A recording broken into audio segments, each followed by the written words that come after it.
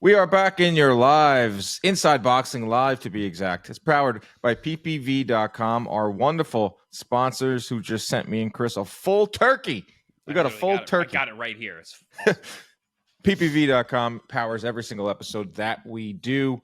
We got some big fights to announce. We're going to talk about some big fights that are going to be on PPV.com. Benavidez-Morrell, Tank Davis, and Lamont Roach, and then some. So go to PPV.com, go to their socials, follow along. We are excited to be partnered with them. Live chat with Jim Lampley, Lance Pugmire, me, Chris. Let's get the whole band back together. It's been a little bit since we got the PPV crew back, but we will get back in business in a really big way in 2025.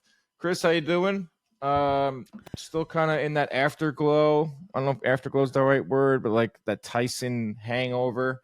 Yeah, Looking to put it into our rear view. How you doing? I'm good. I'm like, you just told me that there was a turkey, and I was like, wait a second, is that what that box is? And I just ran up to the front of my house. I was like, yep, that's my turkey. I'm ecstatic over that. So PPV not only provides us with pay-per-views, they provide us with protein. So I'm jacked up. They are awesome when it comes to gifts. They're also when it comes to everything. Yeah, but in gifts especially, they're very, very thoughtful with that and with the media. I remember a few years ago, they gave away a phone charger, like a portable phone charger. Oh, like if you're on the road. That's vital. Yes, that was a good one, and they're really good with the gifts. So a full-fledged turkey. I might have to cook that up tonight and eat it in the middle of the night. Doesn't it take like 8 hours to cook? Chef Dan. Depending on the size, this one looks pretty hefty, so probably you're looking at a good 4 or 5 hours. Unless you deep fry it, which then like you're really getting fancy. If you, I can't deep frying in New York City. That's a fire hazard. That's a fire hazard. Yeah, I can do that here though. I got enough room in the back. Maybe to fly down to Florida. Hey, get a little Friendsgiving. Are you familiar with Friendsgiving, Chris? I am familiar with Friendsgiving. So in my household growing up in New York, Thanksgiving is like the major holiday. Like we celebrate it more so than Christmas. So, but even more so than Christmas, which is not, that's not really normal. People, usually families, whatever. But so I never had a Friendsgiving because, it was such a big deal in my house for family. So, but I get it. If you don't have like a lot of Friendsgiving is pretty cool. It's like it's like the best parts of Thanksgiving, but without family, which could be the worst parts for some people. It's just all your closest friends cooking, having a Thanksgiving. I think Thanksgiving. I guess that's why I don't know much about it, because I actually like my family and we hang out. So do I. But we're rare. We're a rare breed, Dan. Me and you have right. actually good families that we like to spend time with. Hell yeah. I think Thanksgiving is pound for pound best holiday of them all. You do? Oh, so number one. We're rare again, man. See, me too. It's one day. It's a meal. You wear slippers. Like you don't have to worry. There's no pretentious. You have to dress up and do nothing. None of that. Eat. It's predicated around food. It's predicated around food. Giving thanks, like you said, it doesn't have any religion involved. It has football involved. It's one day. Then you have the day off, usually the day before. Everyone goes out the night before. You have a 3-day, 4-day weekend. That's perfect. In and out. Christmas is too many days. Christmas is too many days. It's too close to New Year's. Christmas is just stress. As you get older. Presents. You spend so much money. Ugh. Yeah. Thanksgiving is my pound for pound number one. It's the Naiwa Inoue of holidays. Is Inoue number one? I don't know. He's up there. Let's get into a real fight. A fight that was announced over the week, and then they met. I'm talking about David Benavidez and David Morrell. They had a press conference this past week in Los Angeles. They had a face-to-face behind the scenes that got very testy, and made me excited. I think this couldn't have come at a better time, this announcement. That little fight clip of them kind of staring at each other off the heels of Tyson and Paul, which was a great event, but we also knew what that was going to be. Now we're getting back into best versus best, two young fighters, a throwback type of fight. I'm fired up for this fight. I'm fired up for the entire card, which we'll go through, but I cannot wait to see how Benavidez handles Morrell, how Morrell handles Benavidez, the ramifications of this fight at 175, the ramifications of it at 168 potentially, if Canelo Alvarez sees something that he likes or doesn't like out of these two. Fire me up, man. Just get me to this fight February 1st. This is a fight fans fight. So us boxing heads have been psyched about this fight since it came up. And if you remember, I was like, I bet you Benavidez is going to fight Morrell because he's that guy. Benavidez wants all the smoke, and he's looking at it like, well, I can't get the Canelo fight. Canelo's not going to fight Morrell. I'll fight Morrell. He's the boogeyman around here. I'll fight him. And here we are. And the fact that they're having, hey, it's not all behind the scenes, Dan. It's that jibber jawing they were having was at the dais at the press conference. They're little bilingual back and forth. With their Spanglish, Mexican Spanish, Cuban Spanish, which not even Benavidez could understand what Morrell was saying in that. And then they also got at it when they did the stare down at the photo ops. I remember doing that stuff with Pacquiao leading up to that fight, and like it's awkward, man. And he's so goofy. He'll just smile. You can't get into arguments with Pacquiao even if you try to. But those guys getting after it, this is really important for this fight because, like I said, this is a fight fans fight, and casuals aren't going to understand how good of a matchup this is. But everybody speaks beef. So the casuals will see this beef. This is perfect marketing for these two guys who aren't going to go out there and wow us with their words. Benavidez can talk pretty well, but Morrell barely speaks English. So I think this is a perfect way for these guys to get this fight out there so more and more eyes will get to see how good of a fight it is. Everybody speaks beef. Yep. That's what a line. You just dropped a gem, bro. I hope that everyone goes out and buys this fight. I don't want to hear from fight fans. We don't get best versus best anymore. UFC's better. Guys, he doesn't get any better than this. They're saying 50-50, saying coin flip. I disagree because I think Benavidez is the clear favorite in this fight, but Morrell's really, really good.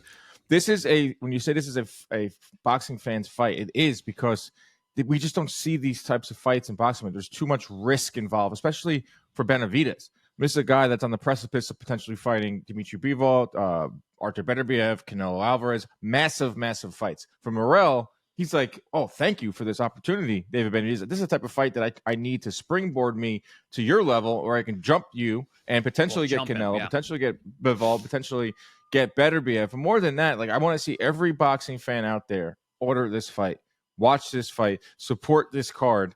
So promoters can see the results and could see that, okay, there's a little more emphasis on us making the best versus the best or making these types of fights. We're not getting a lot of volume with PBC, but we're getting a lot of quality. Like their cards, for the most part, are from 1 through 4, and even down even further on the free Amazon portion of the night have been very good. Which hasn't been a lot of them, but this one is a great card from top to bottom. And what I think we saw with that face-off, and which wasn't supposed to be really captured, that's just straight up promotional videos. It's genuine. It's real. I thought it was it's real. Right. It's real because these guys are both really hungry. These guys are both not at the mountaintop yet, and they both see each other as threats. Like this is literally the winner of this moves on to huge fights. So there's that like competition beef too. It's not just like I don't like you, I don't like what you said about my family and all that. It's like no, like we are in each other's way of potentially making like $30-40 million. Well, this is an interesting caveat to kind of think about. This is an interesting aspect of this. Like, this actually is derived from respect. They respect each other because they know they're dangerous and they know that they can win. So even though they're showing each other massive disrespect on the stage and in front of everybody and the way they're talking at each other, it's actually a sign of respect because they know how dangerous each other are to each other. And especially for David Benavidez, man, he's got a lot to lose here. Morrell is really, in terms of profile, is much, much lower than Benavidez. People really don't know who he is. People don't know how good he is. He only has 11 fights. He's 11-0. And but he has an opportunity, you said, jump the line and really take over everything that Benavidez has done to get himself to this point. This is a risky fight, and I think even more so for Benavidez than Morrell. This fight's at 175 pounds. Both fighters have one fight at 175. Benavidez fought Vodzik, and I thought he looked pretty good there. I would say a B+ type of effort. Got him, got the win and moved on. Morrell fought Hot Rod. Didn't look as good as Benavidez. I think Morrell is better suited at 168, where Benavidez is going to be better suited in the long run at 175. That doesn't matter to me as long as they get into that ring. The thing with Morrell, because we know a lot about Benavidez, the thing with Morrell is that he is very tricky. Yep. He is very crafty. He has power. Doesn't have concussive one-punch power. He has, same thing as Benavidez. He has he'll break you down. He has Mhm. power, but he'll break you down over the course of 8, 10, 12 rounds. He'll also make you look bad. He'll make you miss. He'll make you swing wildly. He'll stand right in front of you. He'll dog you. He's a problem. And for Benavidez, kudos to him. This should be one of your favorite fighters because Yep.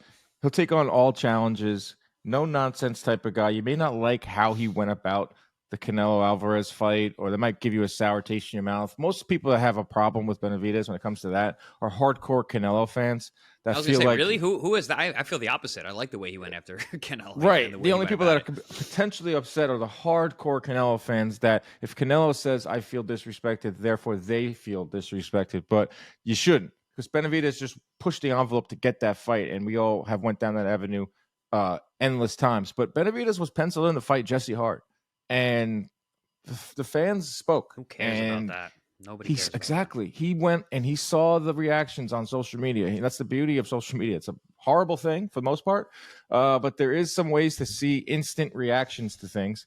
And the Jesse Hart rumors went out there, and we saw nothing but bad reactions, and as it should be. Benavidez saw that and was like, you know what? Like, forget this. Like, I'll go after Morrell. I can beat him. And at that point, everything will be in front of me. I can go after Bivol or Beterbiev. I could potentially put way more pressure on Canelo. I can silence some of my haters out there who say they only fight, older competition, or pick apart my resume. They won't have anything to say. If Benavidez beats Morrell here, I mean, if you're not ready on board that David Benavidez, then I don't know what to say. You're just a straight up hater. But shout out to Benavidez for pushing the envelope to get this fight done, because it doesn't really benefit him as much as it benefits Morrell. Yeah, this is a situation where if you're most fighters in the modern era, you avoid Morrell like the plague. All the things I was saying about Morrell in terms of having a much lower profile and how much you have to lose is absolutely true. And Benavidez is aware of that, but he talks, walks, and fights like a fighter. He doesn't care. He wants to fight and beat everybody because he truly believes in himself.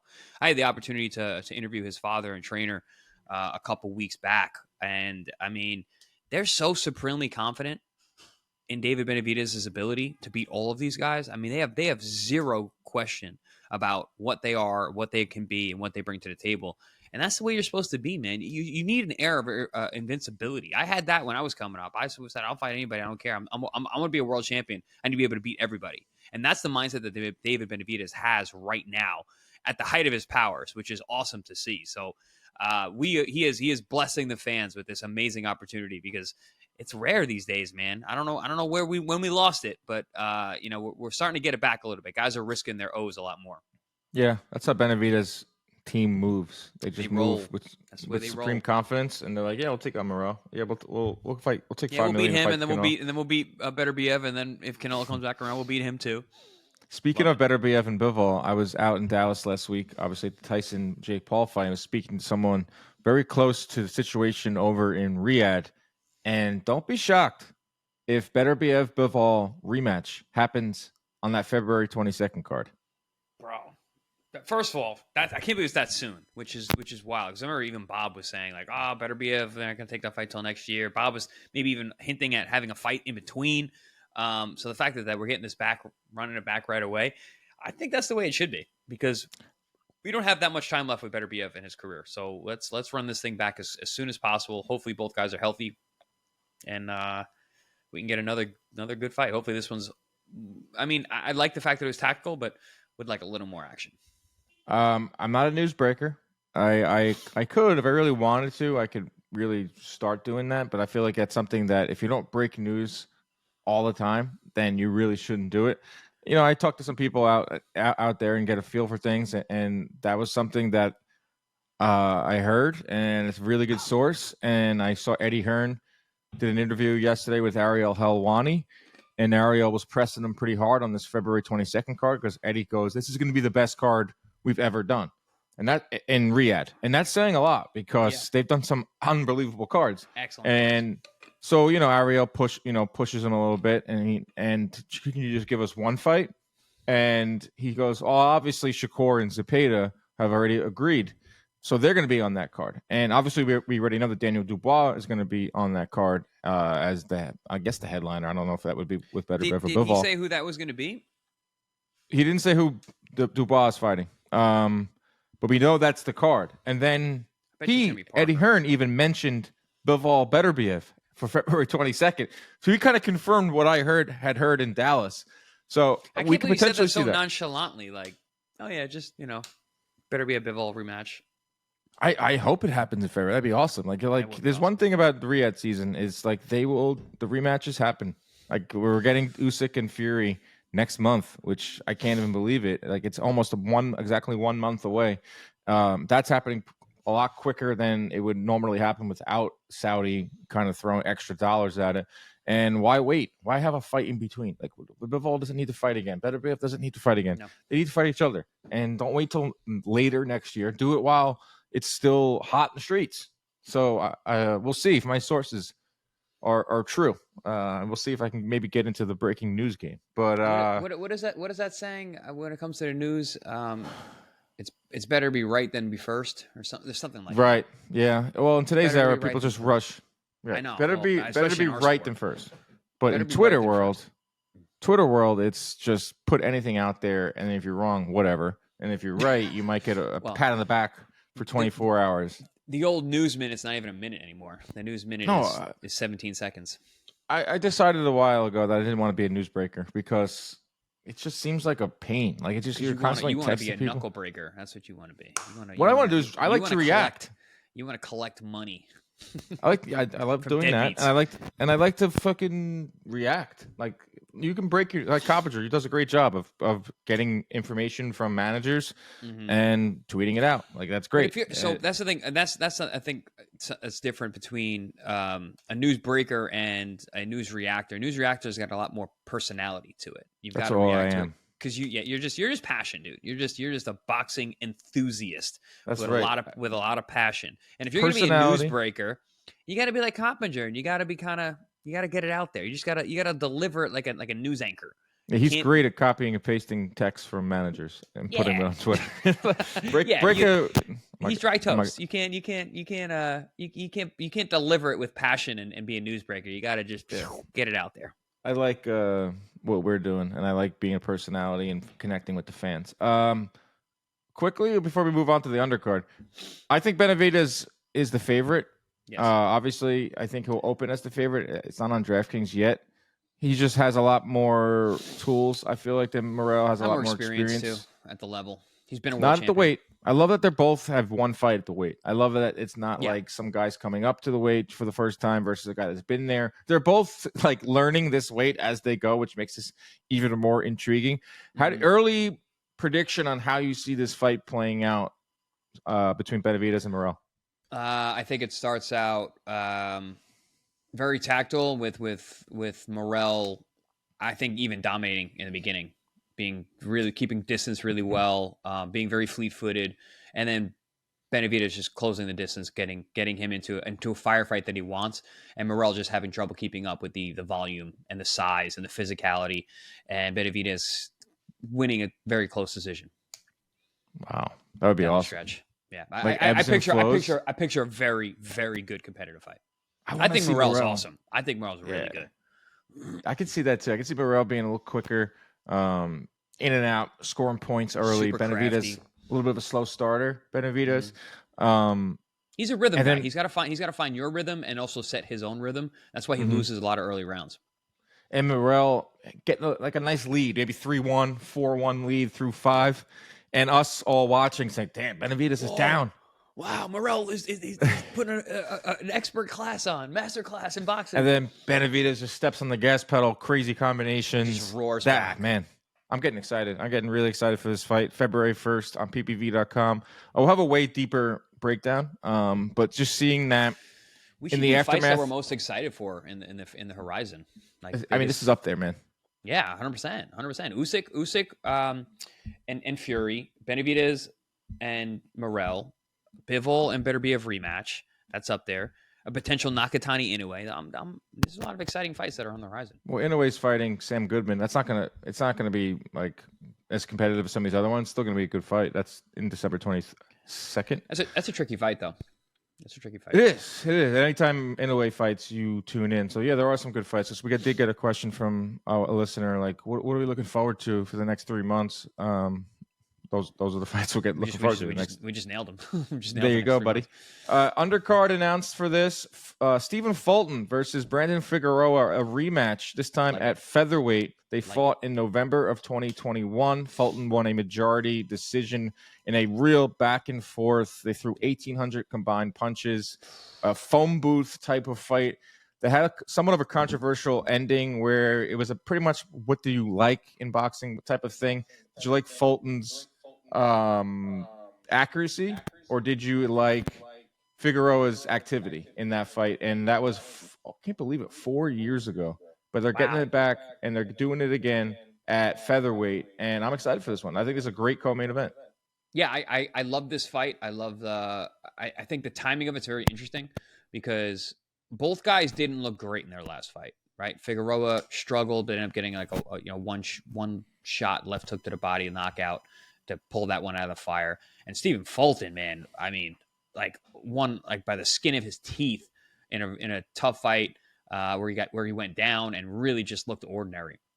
Also, I think the weight will benefit Figueroa. Figueroa's big, man. He's tall. He's long. He's also a very, very aggressive guy. Throws tons of punches, uses his physicality. He's a great body puncher, really, really good body puncher. This is an interesting matchup, and I'm happy that it's happening. But I think in terms of where they're at momentum-wise, definitely favors Figueroa. Figueroa's been more active as of late, and also Figueroa's been at the weight. He went to featherweight immediately following the Fulton fight. So since 2021, Figueroa has been at featherweight, and he knocked out Castro. He had a great fight with Mark Magsayo, and then he beat Jesse Magdaleno, which is, not, I wouldn't say super active, but for today's standards, 3 fights in 4 years, I guess that's considered active. As for Fulton, that Magsayo win, that's a big win. Magsayo's he's a tough out. That was a good fight. I mean, Figueroa is always in good fights. He just throws a million punches. He's willing to stand and trade. Like this, I feel like this fight is going to be amazing. It's going to be the perfect co-main event and get everyone fired up for the main event. And it also means a lot at 126. There's some big names at 126. We'll get to that in a second. But Fulton, since the win over Figueroa, has beat Danny Roman, which is an awesome win at the time. He had the Inoue fight, which did not go his way, but it made him $10 million. And then he had his most recent effort against Carlos Castro. Wasn't that great. That was on the undercard of the Canelo and Berlanga fight. And I remember watching that up from the host position. And he struggled in that fight. And I know he has a lot going on in his personal life. He wasn't really happy with the fact that he was on the free Amazon portion, not happy with the fact that he hadn't fought in like almost 15 months following the Inoue fight. I see some of his tweets about what's going on in his personal life outside of the ring too, which, every fighter goes through that too. So I don't know exactly what Stephen Fulton we're getting in there. And as for Figueroa, he's been just like one fight a year. So I hope that they brush all that off and they give us a fight very similar to their first fight, which was like borderline in a discussion for like fight of the year. Yeah, I mean that was a barn burner back and forth. Both guys in their prime, both guys undefeated. I thought Figueroa was going to win that fight. I like his physicality. I like Figueroa. I'm a big fan of him. I rate him very highly. It's unfortunate that he's been so inactive because I think he's in the mix with all of these guys. So it's good for him to get this fight, get this rematch back, potentially get some revenge from that first fight. But man, Stephen Fulton, when he's on, he's a problem. I mean, he is just slick and hard to deal with and throws tons of punches, has a ton of heart. Dan, is that chin checked, man? Is that chin checked? Ever since the Inoue fight, Castro put him down. And this is, only going to be a second fight at 126. So curious to see how much of Fulton there is left. And as you said, what version of him shows up. I believe this is some type of WBC eliminator. Could be wrong there. I'm looking that up. I know that like the winner of this is going to go on and be like right in line for a title shot. Obviously, featherweight is loaded, and we could potentially see Inoue hop up to featherweight. I think Fulton, the winner here goes right in the mix with all those guys. You got Angelo Leo, who Stephen Fulton has a win over. So Stephen Fulton wins. It's a very easy. It seems like a simple path there for get a rematch there with Angelo Leo, the champion. I'm sure would like to get that one back. Stephen Fulton was like, I beat him once, I could beat him again. He's world champion. Let's get it going. We've got Espinoza and Ramirez fighting their rematch. So that's a good fight coming up. Who else do we have? So Ring Magazine doesn't exist anymore for now because Turkey bought it. Like if you go to ringtv.com, it just says coming soon. Because one thing I like about Ring Magazine, and I don't exactly think their rankings are perfect. It just has them ranked. Like there's no gives rankings me the names. Let's be honest. There's no rankings that are perfect. Even gives me the names. Rankings. Yeah, that too. ESPN has Nick Ball number 1. Number 2, Espinoza. Number 3, Leo. Number 4, Brendan Figueroa. Number 5, must be old, Luis Alberto Lopez. Come on, ESPN. Update this shit. Fulton at 8, Bruce Carrington at 9. These are names, and these are fun fights. And Stephen Fulton wants to complain. I don't blame him. He deserves to be on the main card, and he wants his career. Type of fighter that wants his career moving forward. Like he's upset that he's not getting dates. Well, beat Brendan Figueroa and get yourself right back in there, bro. And for Figueroa, you beat Stephen Fulton. You get in there with any of these guys at 126. Brendan Figueroa, you are making a fun, fan-friendly fight. Stephen Fulton wins this fight. You better call out Angelo Leo right away. You got to win over him already. Like go get that title, man. Go try and get that title. Angelo Leo's gotten a lot better since then, but still. And then Brandon Figueroa, as you said, always in fun fights. Put him in there with anybody. I'm cool with it. Pitbull Cruz is on this card. Did not expect to see that. I thought we were going to get him and Rayo.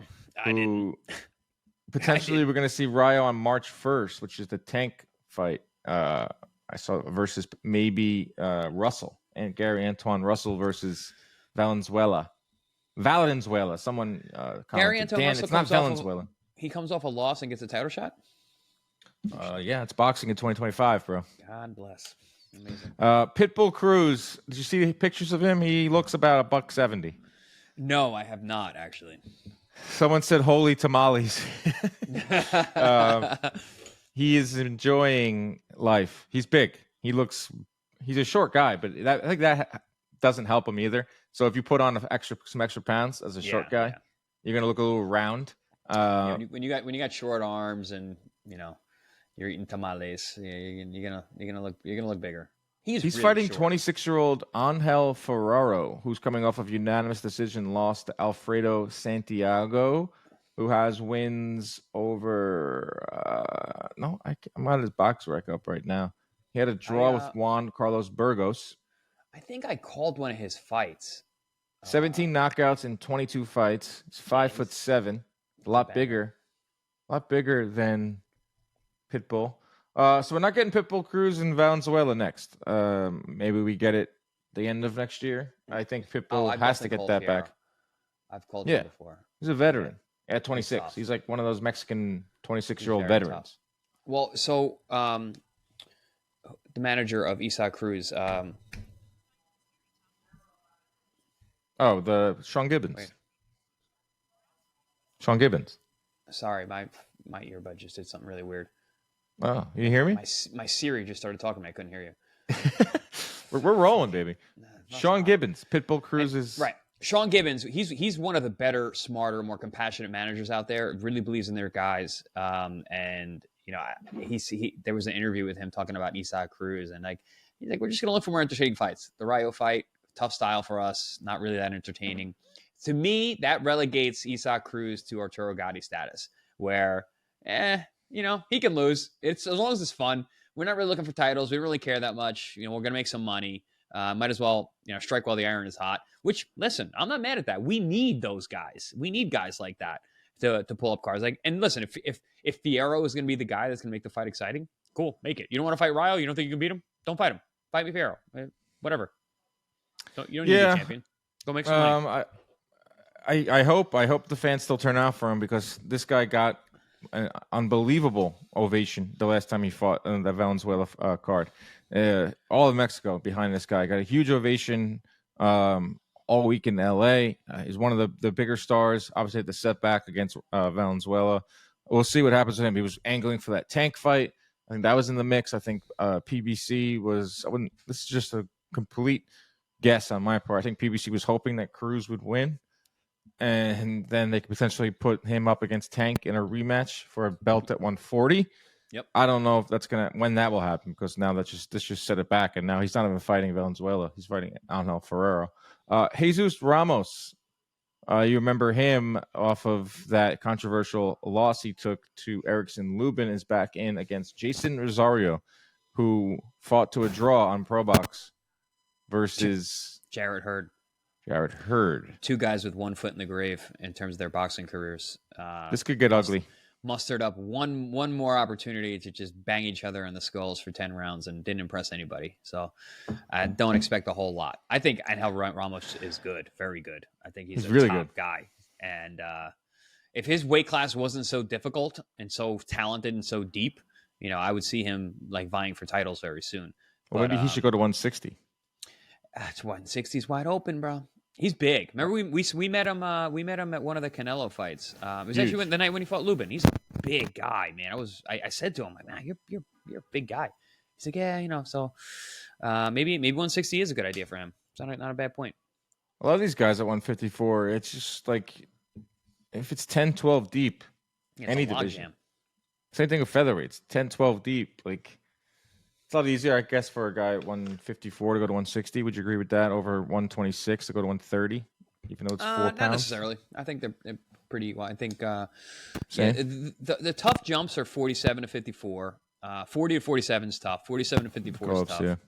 26 to 30. It's most guys do it. It's not that rare. 54 to 60. I don't think that's too bad. Even though it's a lot more pounds, it's the guys are bigger. So. And you also get the 10-ounce gloves. You got to always think about the gloves. Difference. So that's the full card for February 1st. I'm sure they'll announce a few more fights to go on the Amazon free portion. Really good card. Floyd Mayweather, all about it. Been tweeting about it. Been posting on his Instagram. Put it on his grid. Didn't even put it on his story. That I love this card. It says Floyd Mayweather. So PBC opens up. They potentially could have a January Amazon show, but this is their first official fight for 2025. Are we going, Dan? What's up? Are we going? Of course we're going. We got Yeah, man. We got that. You don't send us turkeys, PPV, for nothing. Back on the road. Not till February, so we got some time. Some time. All right. We were supposed to go to Houston next month for Tank, but obviously that fight got pushed back. And I saw a report on Boxing Scene that Tank versus Roach is now scheduled for March 1st. And what I'm hearing for that one is Barclays Center, which is a home game for me. Nice. Wish it was earlier. Obviously, want to see Tank fight as many times as he can. I heard Tank wants to fight 3 times in 2025. I don't know how you fight 3 times if you start in March. If you're going to fight 3 times, you got to fight in like mid-January. Then you got to fight in like May. That's my birthday weekend. March 1st? Mm-hmm. March 2nd. In New York. In New York. I like it. At the Barclays Center where I won my world title? Okay. All right. Chris Algieri week, baby. We're going to go to, should we go to Peter Luger's? Close by. Or we can go to Keen's, go to Luger's. I'm just saying Luger's because Luger's is a Brooklyn spot. We'll be at Barclays. True. Okay. Yeah, short Uber ride from Barclays to Williamsburg, where Peter Luger's resides. We'll do Luger's. Yeah, Luger sauce. You've Tank. It's tough. I want to see Tank. I wish he was fighting in December. Obviously, I like this fight. Yeah, we've talked about this fight. It's not a fight that we don't hate this fight at all.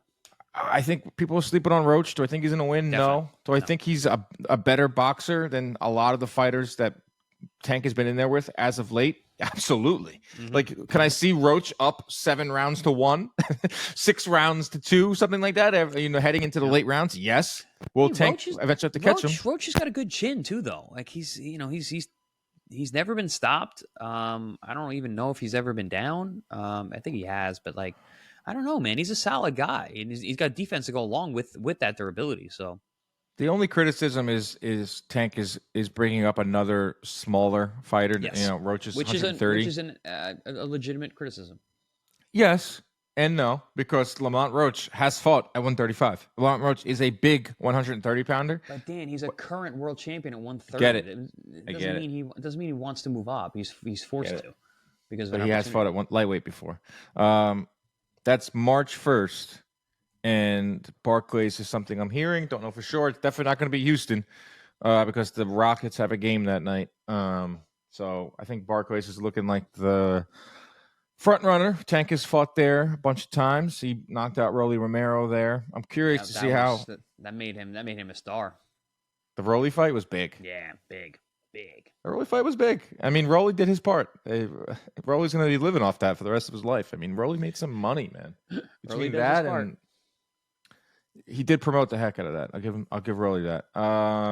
That's some news and notes. I told you about the Beterbiev-Bivol bombshell. We'll see if that's true. If it's not, I'll go back into my hole. Benavidez-Morrell? What is this date of this? February 1st. Okay. Las Vegas. Las Vegas. I'm kind of excited in terms of it not being sweltering hot. Like, I think February, it's like 60, 65, 70. It's great. It's great there in February. Yeah, absolutely. It's really not nice. like we go outside anyway. I last time I was in Las Vegas, I don't think I went outside once, which is why I have a love-hate relationship with that city. I love it because you know what I'm gonna do? For Christmas, I'm gonna get you a in-room humidifier that you travel with. Makes a huge difference in those rooms. Huge difference. Huge. I would appreciate that very much. February 1st. December, I have one quick trip to Orlando for our Most Valuable Promotions. MVP. Their first fight after the Mike Tyson. One thing I want to say, but I don't want to spend too much time on the Tyson stuff because it's been discussed ad nauseum by literally. You sure, Dan? It sounds like you want to talk about Tyson more. No, I want to talk about the fools out there. If I see if another person sends me a Mike Tyson, Jake Paul, it was rigged. If I get another video sent to me, if I see another tweet saying that this fight was rigged, saying that Mike was pulling his punches, saying that the contract stipulated that Tyson couldn't throw an uppercut, I'm going to rip the hair out of my head because, guys, throw a specific punch. Okay. That is not true. Like, there is no such thing as this contract. There's no contract. How about the script that came out? They were saying there was a script for it. Dude, like guys like Michael Irvin, who played for the Cowboys, who was on the broadcast, who sat up on the stage with Jerry Jones and was a guest of this, was reiterating this BS. I see these crazy Instagram accounts posting it, and then people send them to me.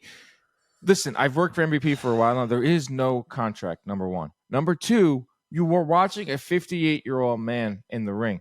He just simply couldn't pull the trigger. Well, then people say to me, well, why did allow this to be what happened? They will not allow their it's what is that? What is that? They can't allow themselves to, they can't allow themselves to think that Tyson could lose to Jake Paul.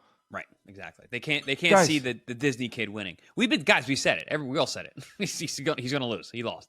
He's 58 years old. And yes, I saw the training clips were a lot more ferocious, and they're also highly edited. And not only that, it's a big difference between being in a training camp and hitting pads versus being in a ring in front of 70,000 in attendance and 100,000 million people watching and not being able to pull the trigger and a fight week. You know this, Chris, better than anyone. Like, Dan, he wouldn't have been able to pull the trigger if he was sparring, Jake, in a gym with nobody in there. He's 58 years old. There's a big difference between hitting pads. Listen, there are guys in every gym. You see him on the bag, like that guy's world class. That guy's world champion. You put him in a ring with somebody else sparring with headgear and big gloves, and they completely shell up and they can't throw.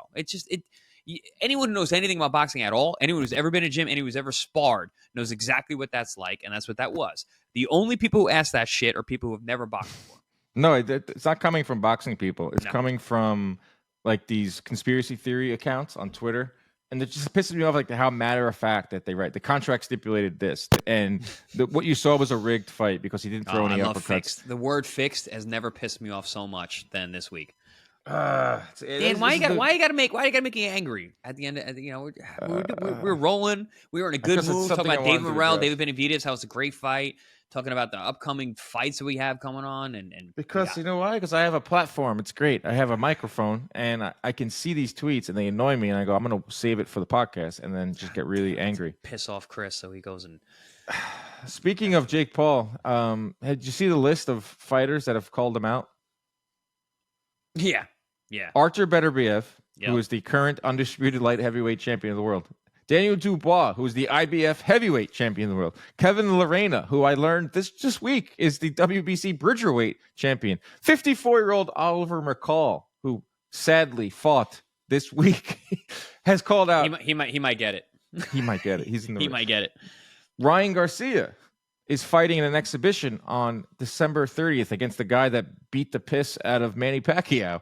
Yeah. And he says, my plan for the rest of the year or in the next couple months is to beat this guy in the exhibition and then beat Jake Paul. Yeah, but Ryan These says aren't that just about like, every big fight that happens. He calls out David Benavidez after he wins. Like, right. He's just staying in the. Listen, I said this. Ryan and Jake are like the same thing, just opposite. Ryan was a boxer who has been turned into a personality, and Jake is a personality who's turned into a boxer. So good point.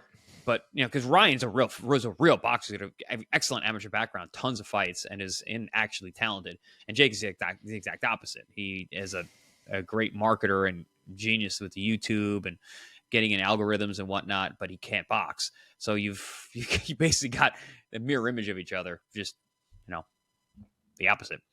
So that's Beterbiev, which I could not believe. Well, it's $20 million, dude. He's not making $20 million to fight Bivol again. But no shame on these guys. Beterbiev, Dubois, Ryan Garcia, Kevin Lorena. He's not going to get that fight. But in addition to what weight is Bridger, by the way? I don't even know what this thing is. Bridger weight. I think Bridger's 200 to 224. Well, cruiserweight's 199. Oh, it's 224. All right, so really nobody cares about that weight class because the best heavyweight in the world is 224. Usyk is 224. He weighs 223 when he fights. Bridger weight's always been a joke. It's been around since 2019 and it has never taken off. Yeah, that was just annoying, but it's funny to see legitimate names calling out Jake Paul now, legitimizing him, and I think it's a kudos to Jake. I think it's just says a lot about what he is right now.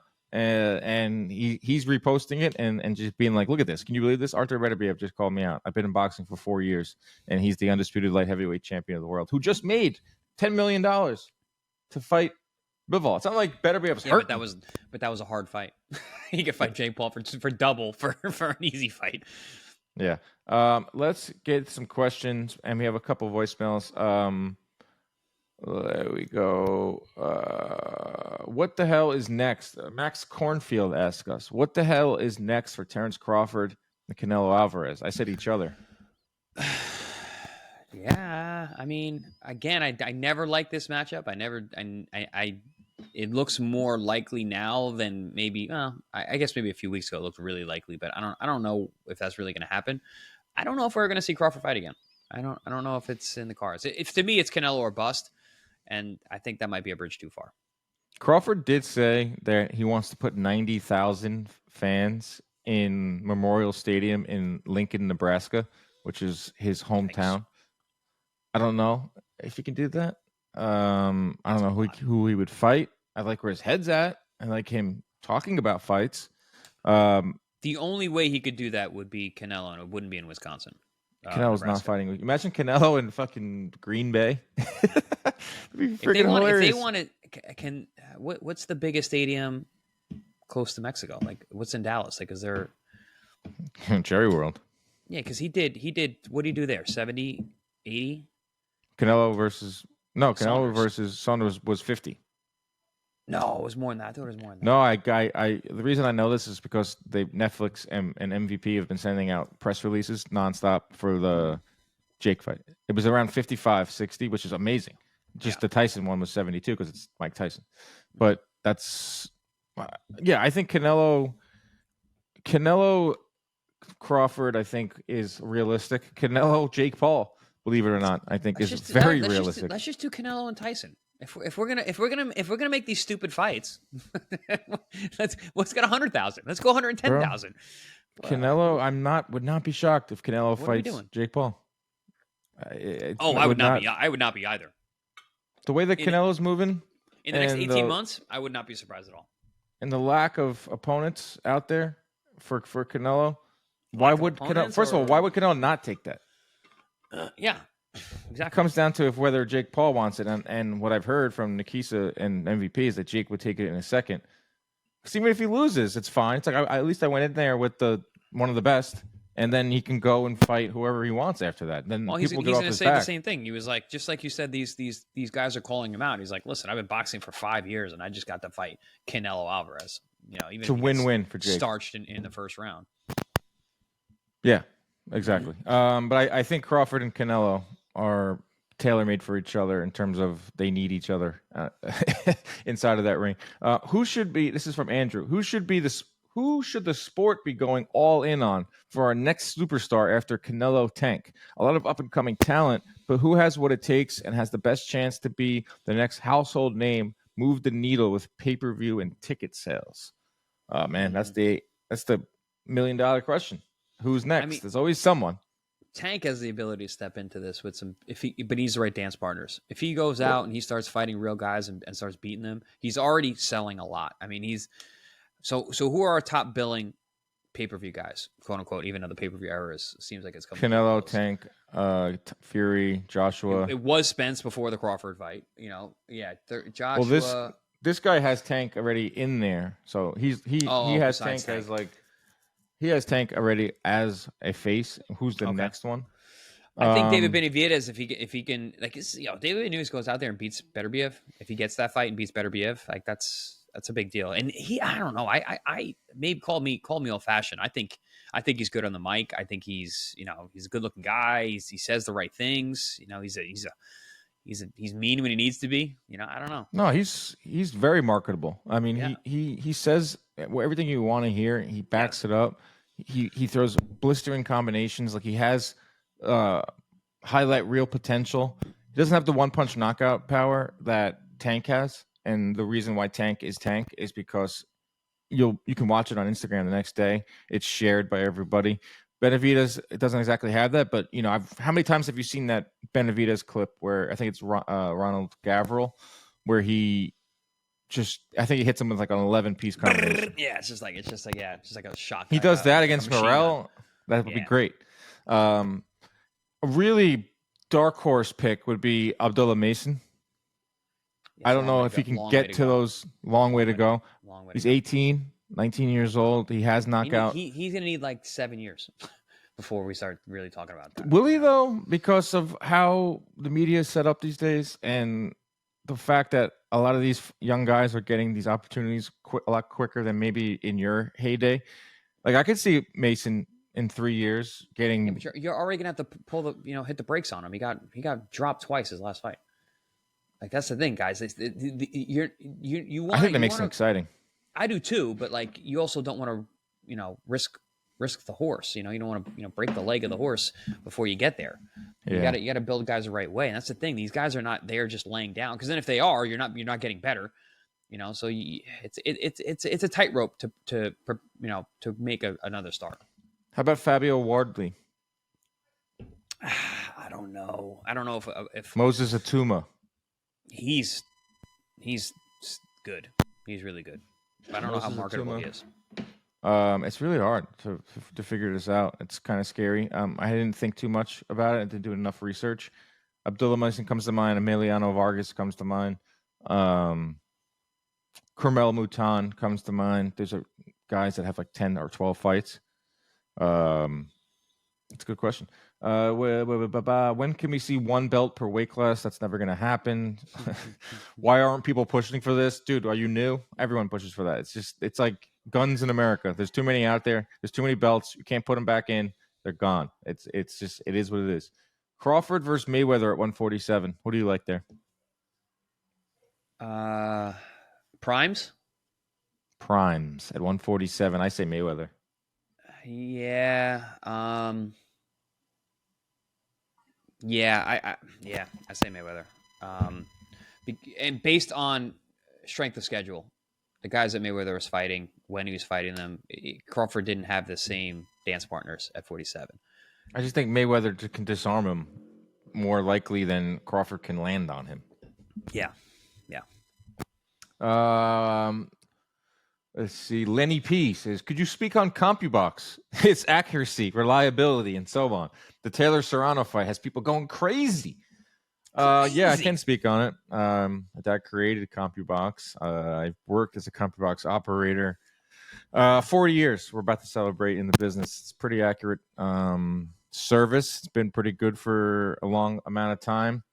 The Katie Taylor Serrano fight, it comes down to whether you like hard, clean shots, which no doubt were Taylor, and accuracy, which leaned to the side of Taylor, or you like come forward and activity, which was clearly Serrano, and that's what the numbers showed. Number two, and this has been said for 40 years, as long as CompuBox has been in business, which goes back to 1985, it's never been intended to score a fight. Right. We can't stop fans. We Say can't it stop louder, Dan. Say it louder. It's never intended. The referees don't see it. The judges don't see it. Who sees it is the broadcasters and you at home. It is simply a tool. Mm-hmm. It's the same thing as when they flash analytics on the screen during a Yankee game. It's just something you be like, oh, wow, Aaron Judge has a 1.1 OPS. Oh, wow, Amanda Serrano's doesn't change landing. the score. Doesn't affect the score. Does not change the score. We cannot stop fans, casual fans, and in this case, 75 million homes watching it, seeing CompuBox for the first time, thinking those numbers are a score, which was scary.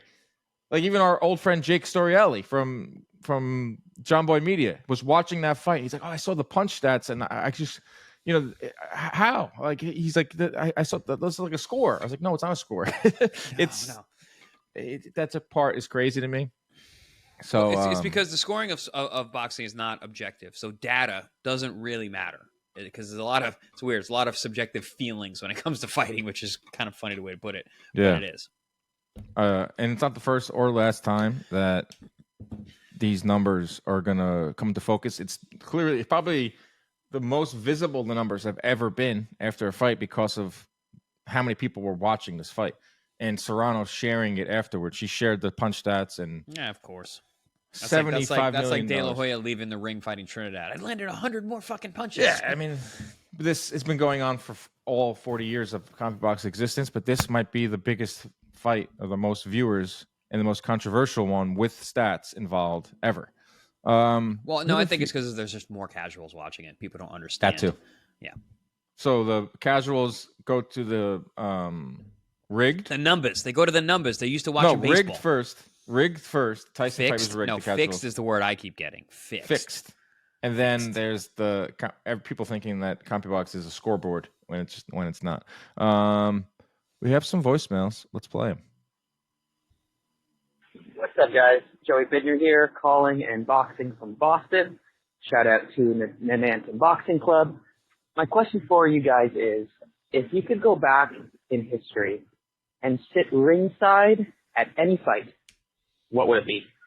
I think for me, it's definitely Duran, Leonard, Montreal, their first fight, considering the build-up and the fight itself and the results. I want to know what you'd like to sit ringside for any fight in history. Thanks, and keep up the great work. Awesome. That's a great pick by our friend there. Yep. I would say anything Ali. Like When We Were Kings is on Netflix right now. It's so cliche, but it's you got it. I mean, Ali Foreman, Ali Frazier, 1 or 3. I'd pick Ali Frazier at the Garden. Ali Frazier 1, just Ali so Frazier I could meet Sinatra. Yeah. Well, he had a camera that night. He was a photographer, so he could get a better view. How crazy is that? Imagine that, man! Like Frank Sinatra, old blue eyes. Tyson-Jake Paul, cool. Yeah, Shaq was there. Gronk, Ali Frazier at the Garden with Frank Sinatra ringside. And you got Frank Sinatra on his knees in a suit with a camera, so we can see, so we can get a better view. Amazing. That's my pick. Hagler, Hearns, any of the fights of the '80s with the 4 Kings. Mm-hmm. When We Were Kings is on Netflix. I've seen it a billion times, but I did watch it the other night. Amazing documentary. Oh, it's art. The best. It's amazing. It's the best documentary I've ever watched. It's more like a film more than like a documentary. Well, I think it is considered a film, really, but so good. But imagine being in Zaire for that. Yeah, that too. Getting a phone call right now, not a voicemail. Let's go to a more serious topic. Hey, my name's Stuart. I've been listening for a while. I love the show. Thank you for taking this. I'm from Galveston, Texas.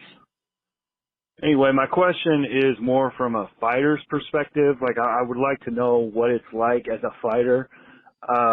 When I've had concussions, multiple, unfortunately, and when I had a fight, when I had my amateur bout, I had a concussion.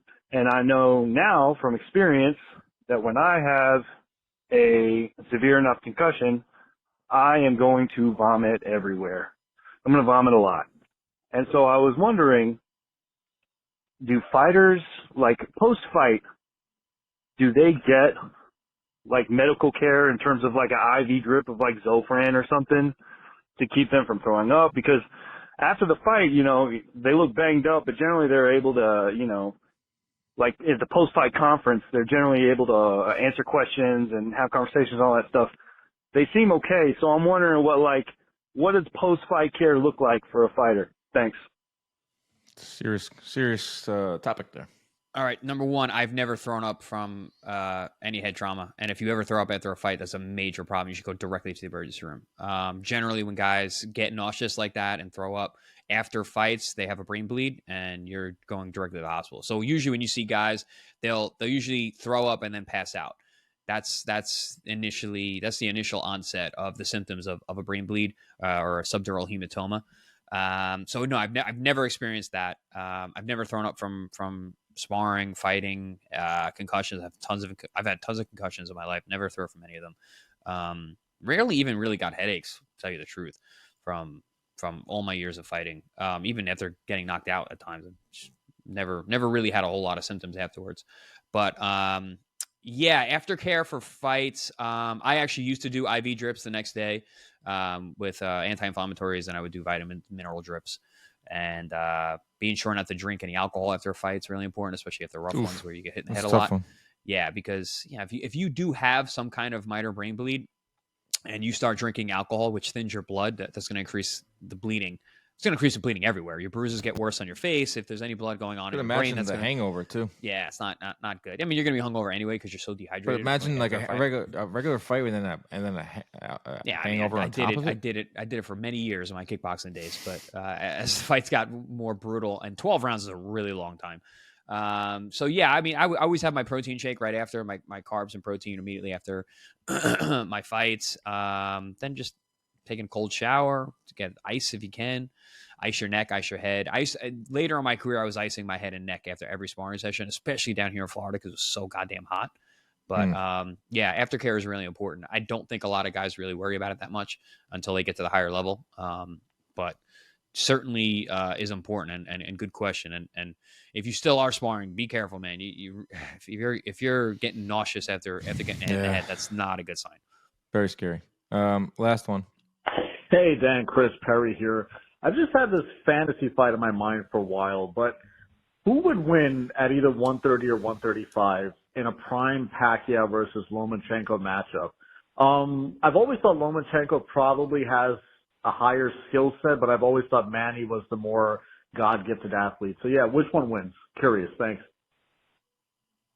It depends what weight. Like 135, where Pacquiao was there 135 briefly, right? David Diaz. Yeah, knocked out David Diaz bad. 130, he was there for a minute.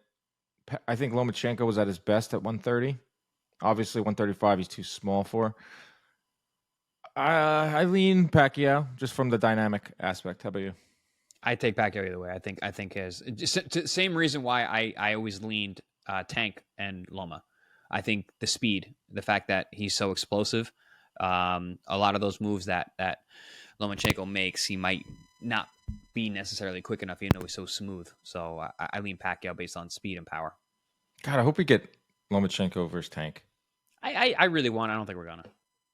I think Lomachenko's done. Yeah, same. I think he's finished. Just like this podcast. He's done. I was gonna say, speaking of being done, I'm done. I got a meeting done. to go to.